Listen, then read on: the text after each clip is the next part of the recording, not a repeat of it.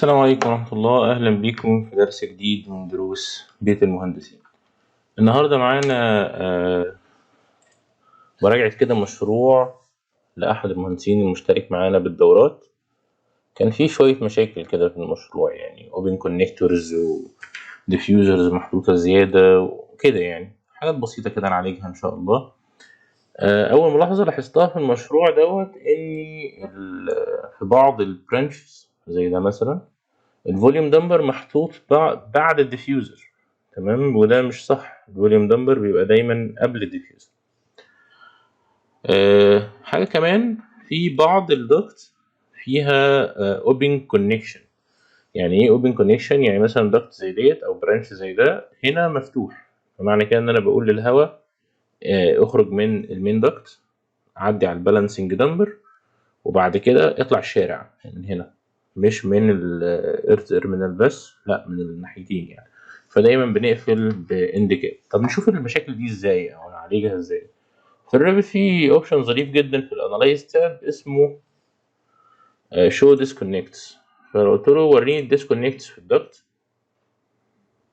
اشيل كده الدكت وبعد كده اقول له اوكي. شو ديسكونكتس في الدكت، اوكي تاني، هلاقي علامات صفرا كده ظهرت. دي كلها مشاكل. دي كلها ايه؟ دي كلها مشاكل. طيب نبدأ كده ناخد مشكلة ونعالجها 1 باي 1 ونسيب الباقي بقى ايه، هيبقى كله زي بعضه يعني. طيب انا عشان ابدأ اشوف اول مشكلة الاحسن ابقى فاتح ال 3 دي والفلور بلان. فعشان نفتح الاثنين مع بعض الموضوع بسيط، هندوس على ليفل 1 دبل كليك، انا فتحته، ادخل في الفيو تاب وبعد كده اقول له تايل فيوز.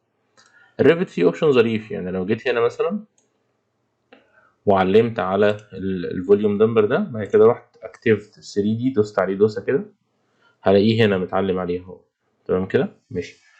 الفوليوم دمبر ده مديني هنا تو ايرورز، يعني هنا بيقول لي warning اهو the element of type duct accessory has an open connector at connector number 3 at connector number 3.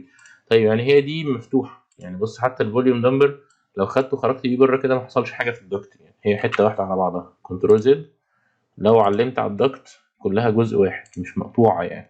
كنترول زد. طيب اقدر اعلم على البالانسنج دمبر ده وادلته. بعد كده هندخل في السيستمز دكت اكسسوري ونعمل له بليسمنت من جديد. ادي بقت جزء دكت وادي الجزء التاني، والديسكونكت اللي هنا اختفى.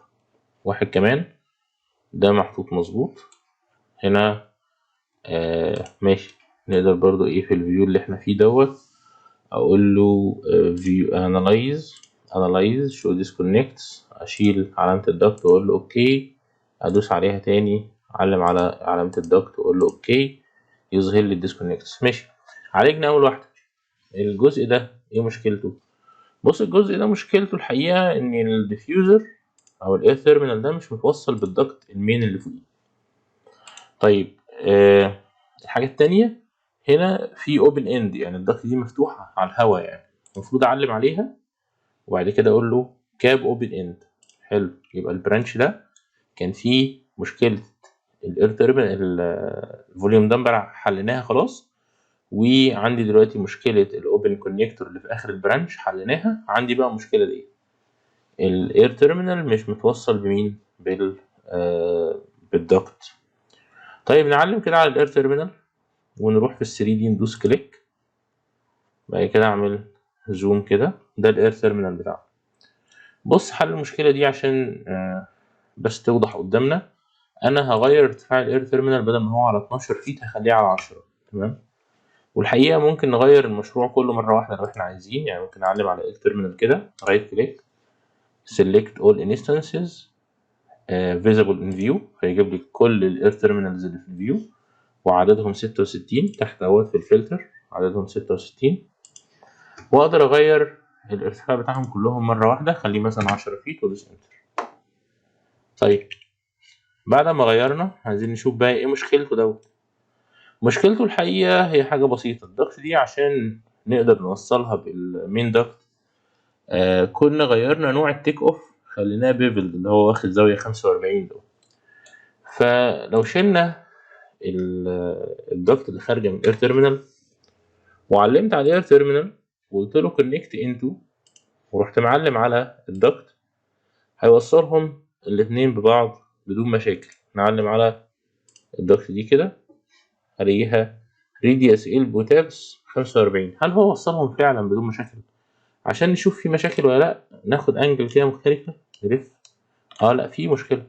بص، بدل ما يخلي التيك اوف هنا اللي طالع من الدكت دي اللي هي خارجة من الاير تيرمينال تتوصل بالبرانش بستاندر تيك اوف اللي هو كله زوايا 90، من يعني اللي هو يبقى زوايا 90 ما بين يعني الضغط دي والضغط دي.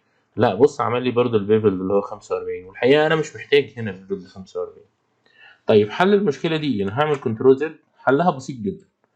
بعد ما ركبت الاير تيرمينال أقدر أعلم على الضغط الجزء ده من البرانش وأغير نوعه، أخليه ريديوس إلبو تابس بس. طب الريديوس إلبو تابس ده هل هو التيك أوف بتاعه زاوية ستاندر، يعني اللي هي زوايا بتبقى مفيش حاجة فيها زاوية 45 أو مش بيفلد يعني؟ لو دوست على edit type وبعد كده routing preferences هلاقي إن التيك أوف ستاندر. تمام كده؟ حلو. يبقى أنا دلوقتي بعد ما غيرت نوعها اللي هي الضغط دي، أعلم على الاير تيرمينال وأقول له connect into، وأعلم على البرانش يوصلهم بدون مشاكل، وكده الايرور اللي كان هنا انتهى. ناخد جزء تاني. الدكت دي اعلم عليها واقول له كاب اوبن اند، ده اول حاجه. قفلنا الجزء ده. اجي على البالانسنج نمبر او الفوليوم نمبر ده دلته، وادخل على السيستمز دكت اكسسوري واحط واحد جديد. هنا نفس الكلام، اعلم على الاير تيرمينال دي واجي في ال3 دي ادوس كليك هلاقيه عمل لي هايلايت عليه. اعمل زوم كده، وطالما انا معلم عليها يعني على الاير تيرمينال ادوس شيفت والبكره اللي في النص في الماوس هعمل روتيت حواليها. بعد كده اعلم على الضغط دي وديليت، واعلم على البرانش ده واقول له تشينج تايب اخليه راديوس البو تابس. بعد كده اعلم على الاير تيرمينال كونكت انتو واروح معلم على الضغط. جميل جدا، عالجت المشكله دي. كده الامور واضحه سهله جدا. طيب عندنا مشكله تانية، ان في بعض الديفيوزرز اتنين فوق بعض. يعني بص انا خدت بالي منها، كانت في بعض الاماكن اتنين ديفيوزر فوق بعض، وهنا الديفيوزر ده قريب قوي من النهاية يعني بتاعة البرانش. فممكن نحاول برضو نعالج المشاكل دي، يعني نخلي فيه سيمترية شوية في المشروع. انا الحقيقة يعني مش شايف قوي فين المكان اللي كان فيه تو ديفيوزرز فوق بعض، بس كان في جزء في المشروع فيه تو ديفيوزرز فوق بعض. هنا مثلا دي بيفلد، دي غلطة أصلا. ودوت أرجعه لورا شوية كده وأعلم على الدوكس دي أقول له كاب أوبن إند. أقدر أعلم على الديفيوزر وأنا في الفيو بتاع ليفل 1 اللي هو الفلور بلان، أقول له كونكت انتو وأعلم على الدوكت هيوصله عادي. لا مش عادي، ده برضه ايرور أهو.